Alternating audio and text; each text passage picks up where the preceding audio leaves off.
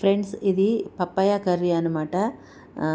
నిన్న ఒక వీడియో నేను అప్లోడ్ చేశాను. పప్పాయ చెట్టు నుంచి కాయలు తెంపాను కదా, అది ఆల్మోస్ట్ మీరు చూసే ఉంటారని అనుకుంటున్నాను. చూడకపోతే ఒకసారి తప్పకుండా చూడండి ఫ్రెండ్స్. ఈ కర్రీ అయితే సూపర్గా ఉంటుంది, ఎక్సలెంట్గా ఉంటుందన్నమాట. వీడియోని స్కిప్ చేయకుండా పూర్తిగా అయితే చూడండి. చూసే ముందు ఒక లైక్ అయితే ఇచ్చేసేయండి. హలో అండి, అందరికీ నమస్తే. వెల్కమ్ టు వారణాసి వంటిల్లు. ఇవాళ ఒక మంచి రెసిపీ చేసుకుందామండి. అది కూడా ఇదిగోండి, బొప్పాయి తోటి కర్రీ చేసుకుందాము. చాలా బాగుంటుంది, సూపర్గా ఉంటుంది. ఇదిగోండి, బొప్పాయి మొత్తం ఇట్లాగా తొక్క తీసేసుకోవాలన్నమాట. పైన పీల్ చేసేసుకోవాలి. మొత్తం పీల్ చేసిన తర్వాత కట్ చేసుకోవాలి. కట్ చేస్తే ఇలా గింజలు ఉంటాయి. కొన్నిట్లో గింజలు ఉంటాయి, కొన్నిట్లో గింజలు ఉండవు అనమాట. దీంట్లో ఎక్కువ గింజలే ఉన్నాయండి. ఇవన్నీ తీసేసేయాలి మొత్తం అంతాను. తీసి చూపిస్తాను ఒక్క నిమిషం.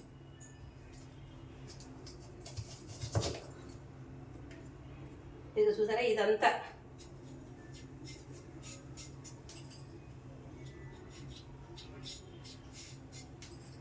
ఇట్లా ఈ లోపల ఉన్నదంతా తీసేసుకోవాలన్నమాట.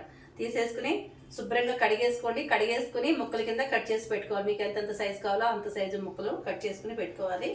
ఇవన్నీ నేను కట్ చేశాక చూపిస్తాను. ఫటాఫట్ రెసిపీ చేసేసుకుందాము. దానికి కావాల్సినవన్నీ ఇక్కడ పెట్టుకున్నానండి.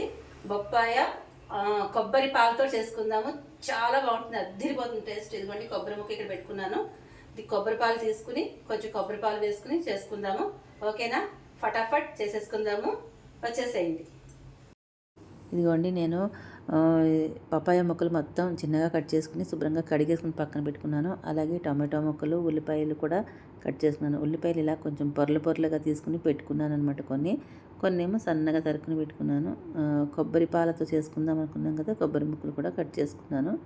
అలాగే 6 బాదం పలుకులు, 6 జీడి పలుకులు వేసుకుని, జీడిపప్పు ఫుల్ జీడిపప్పు అనమాట, అవి వేసుకుని మిక్సీ జార్లో వేసుకున్నాను. సరిపడా నీళ్లు పోసుకుని మిక్సీ మెత్తగా పట్టేసుకుంటాను అనమాట. ఎందుకంటే ఇది నేను వడపోయకుండా నేను ఇప్పడంగానే చేసేసుకుంటాను అనమాట. ఆ పిప్ అనేది తీయను అనమాట. కొబ్బరి వేస్ట్ అవుతుంది కదా, పిప్ అనేది వేస్ట్ అయిపోతుంది. అందుకని నేను దీంట్లోనే కొద్దిగా నీళ్లు పోసుకుని పల్చగా చేసుకుని పెట్టుకున్నాను అనమాట. పక్కన పెట్టేసుకున్నాను. మీకు కనుక వడపోసుకోవాలనుకుంటే వడపోసుకోండి. ఈలోపు మసాలా మనం దంచుకుందాము. అన్నీ పచ్చివేనండి. మరాఠీ మొగ్గ, దాల్చిన చెక్క, జాపత్రి, అనాస పువ్వు, లవంగాలు ఇలా వేసేసుకుని నేను దంచేసుకుంటాను అనమాట. మెత్తగా పొడిలాగా దంచేసుకున్నాను. మరీ ఫైన్ పొడి ఏం కాదులేండి, కొంచెం కచ్చాపచ్చాగా దంచుకున్నాను. దీంట్లోకి కొంచెం చిన్న అల్లం ముక్క, అలాగే వెల్లుల్లి రెక్కలు, పొట్టు తీసేసిన వెల్లుల్లి రెక్కలు వేసుకుని కూడా దంచేసుకుంటున్నాను అనమాట. అన్నీ కలిపేసి దంచేస్తున్నాను. మెత్తగా నూరేసుకోవాలి. మరీ మెత్తగా ఏమవ్వలేదులేండి, కొంచెం కచ్చపచ్చగానే ఉన్నది. ఏం పర్వాలేదు, అలా చేసుకుంటా కూడా చాలా బాగుంటుంది. ఈ కూర అయితే సూపర్ టేస్టీగా ఉందండి, ఎక్సలెంట్గా ఉందన్నమాట. అద్దిరిపోయింది. మా వాళ్ళందరికీ నచ్చేసింది, చాలా చాలా నచ్చిందనమాట. తప్పకుండా ట్రై చేయండి మీరు కూడాను. చాలా బాగుంటుంది. పప్పాయ చాలా చాలా మంచిది కదా, హెల్త్కి చాలా చాలా మంచిది. అందుకే నేను ఇన్నిసార్లు చెప్తున్నాను. ఇదిగోండి, నేను ప్లేట్లోకి తీసేసుకున్నాను. అది దంచిందంతా ప్లేట్లోకి తీసుకున్నాను. ఈలోపు ఇది పక్కన పెట్టేద్దాం. దీని పని అయిపోయింది కదా. ఇప్పుడు స్టవ్ వెలిగించుకుని మూకుడు పెట్టేసుకోవాలి. ఆయిల్ వేసుకోవాలి. ఇదిగోండి, ఈ చిన్న స్పూను, మీరు పెద్ద స్పూన్ అనుకోకండి, చాలా చిన్న స్పూను ఆయిల్ వేస్తే తెలుస్తుంది. ఆయిల్ వేసేసుకున్నాను. ఒక మసాలా ఆకు వేసుకున్నాను, బిర్యానీ ఆకు వేసుకున్నాను. తర్వాత దాంట్లో షాజీరా వేసుకున్నాను కొంచెం. వేసేసుకుని ఇదిగోండి, ఇది దంచుకున్నాం కదా, అల్లం వెల్లుల్లి మసాలా వేసుకున్నాం కదా, అది కూడా దాంట్లో వేసేసుకుందాము.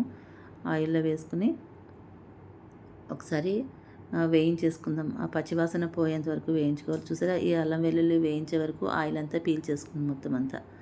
అంత తక్కువ వేసాను. ఓ 4 సార్లు వేసామని ఉంటుంది, కానీ అది చాలా చిన్న గరిటె అనమాట. ఇప్పుడు ఉల్లిపాయలు, అలా పచ్చిమిరపకాయలు కూడా వేసుకుని, కరివేపాకు వేసుకుని, పసుపు, ఉప్పు కొద్దిగా సరిపడా వేసుకోండి. ఉప్పు ఫస్ట్ తక్కువే వేసుకోండి, కావాలంటే రుచి చూసుకున్నాక వేసుకోవచ్చు. మళ్ళీని ఒకసారి కలిపేసుకోండి. కలుపుకొని కొద్దిగా ఒక్క 2 నిమిషాలు మగ్గిన తర్వాత మళ్ళీ మూత తీసుకుని మళ్ళీ ఒకసారి కలిపేసుకుందాము. మగ్గింది. ఇప్పుడు మనం కట్ చేసుకున్న ఉల్లిపాయలు పొరలు పొరలుగా కట్ చేసుకుని పెట్టుకున్నాం కదా, ఆ ఉల్లిపాయలు టమాటా ముక్కలు వేసేసుకుందాము. వేసుకుని మళ్ళీ ఒకసారి కలిపేసుకుందాం. ఇట్లా కలిపేసుకుని మనం కట్ చేసుకున్న బొప్పాయి ముక్కలు కూడా ఉన్నాయి కదా, అవన్నీ కూడా వేసేసుకుందాము. నా మొగుడు అయితే నిండిపోయింది. చిన్నదనమాట ఇది, అంత పెద్దది కాదు. జాగ్రత్తగా కలుపుకోవాలి. ఇలా కలిపేసుకుని మూత పెట్టేసుకుందాము. మూత పెట్టేసుకుని తీసిన తర్వాత చూసారా నీరు వచ్చేస్తుంది అనమాట. ఎందుకంటే టమాటా కూడా నీరు ఉంటుంది, టమాటాలో నీరు శాతం ఉంటుంది. ఉప్పు వేసాము, ఉల్లిపాయలు ఉన్నాయి, వీటిలన్నిటికి నీరు వస్తుంది. ఆ నీరు వచ్చిన తర్వాత మనం ఒకసారి ఇలా కలిపేసుకోవాలి. కలుపుకుని ఇప్పుడు మనం ఏదైతే మిక్సీ చేసుకున్నామో కొబ్బరి పాలు తీసుకున్నాం కదా, కొబ్బరి పాలని నేను మొత్తం కొబ్బరితో సహితంగానే వేసేసుకుంటున్నానండి. మీకు ఇలా ఇష్టం లేని వాళ్ళు పిప్పి తీసేసుకుందాం అనుకున్న వాళ్ళు వడపోసుకుని తీసుకోండి, పాలలాగా తీసుకోండి. నేనైతే ఇలాగే వేసుకుంటున్నాను. అవన్నీ దీంట్లో వేసేసుకున్నాను. తర్వాత దీంట్లో ఒక జార్లో కొద్దిగా నీళ్లు పోసుకుని శుభ్రంగా దాన్ని జారు మొత్తం కడిగేసి నీళ్ళు అది కూడా పోసేస్తున్నాను అనమాట. ఇప్పుడు 1 స్పూను ధనియాల పొడి, 1/2 స్పూను జీలకర్ర పొడి, 1 స్పూను కారం వేసేసి కలిపేసుకుందాము. మొత్తం అలా కలిసేంత వరకు కలిపేసుకోవాలన్నమాట. బాగా మిక్స్ అయ్యేలాగా కలిపేసుకోండి చక్కగా. కలర్ భలే ఉంది కదా. ఇక కొంచెం నీళ్ళు సరిపడా కొద్దిగా నీళ్ళు పోసుకున్నాను నేను.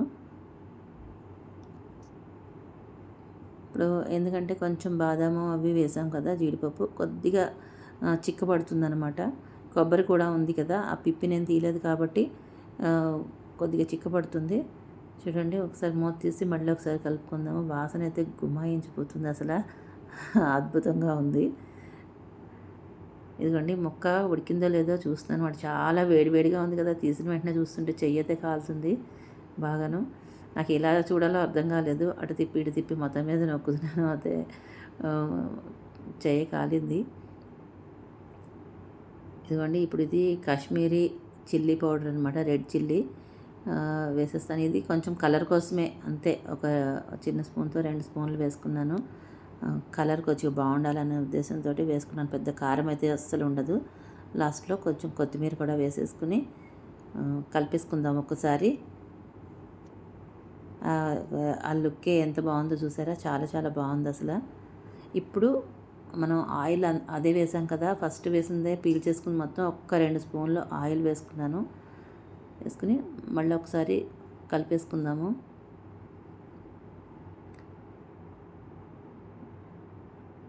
ఇదిగోండి, మొత్తం అంతా ఇలా కలిపేసుకోవాలన్నమాట. కలిపేసుకున్న తర్వాత భలే ఉందని చూస్తున్నాను అనమాట.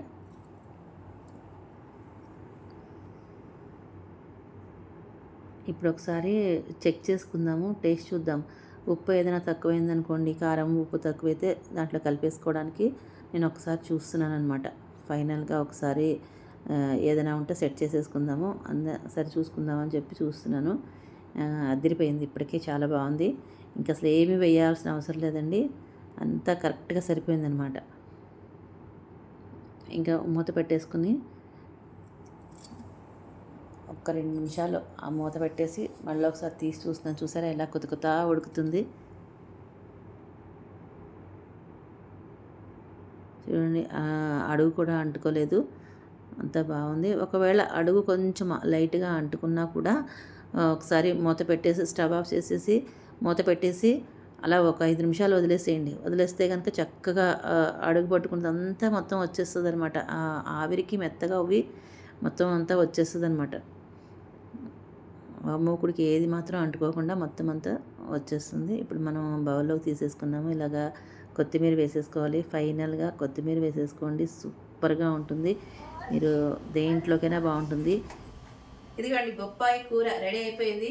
బొప్పాయి మసాలా కర్రీ చాలా బాగుంది, సూపర్గా ఉంది. బొప్పాయి నేను కొబ్బరి పాలతో చేశాను అనమాట. చాలా చాలా టేస్టీగా ఉంది, సూపర్గా ఉంది.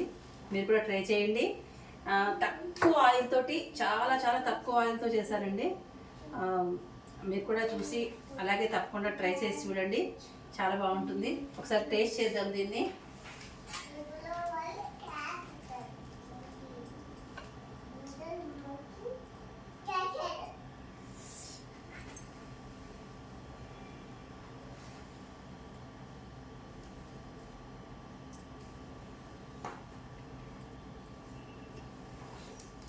మస్తు ఉంది, చాలా బాగుంది. మీకు కనుక నచ్చినట్లయితే లైక్ చేయండి, షేర్ చేయండి, సబ్స్క్రైబ్ చేయండి. వారణాసి వంటల్ని ఛానల్ని సబ్స్క్రైబ్ చేసుకోండి. మీ ఫ్రెండ్స్కి, ఫ్యామిలీ మెంబర్స్కి అందరికీ షేర్ చేయండి.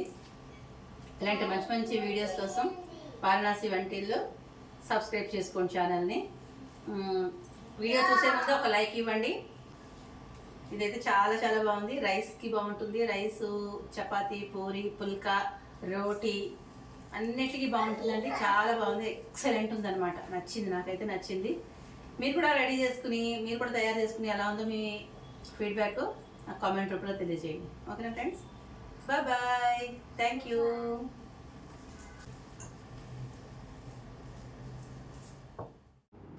ఇదిగోండి ఫ్రెండ్స్, నేను రైస్ పెట్టుకున్నాను, అలాగే బెండకాయ కూర చేశాను. బెండకాయ కూరతో పాటు ఇది కూడా చేశాను అనమాట, పపాయ కర్రీ.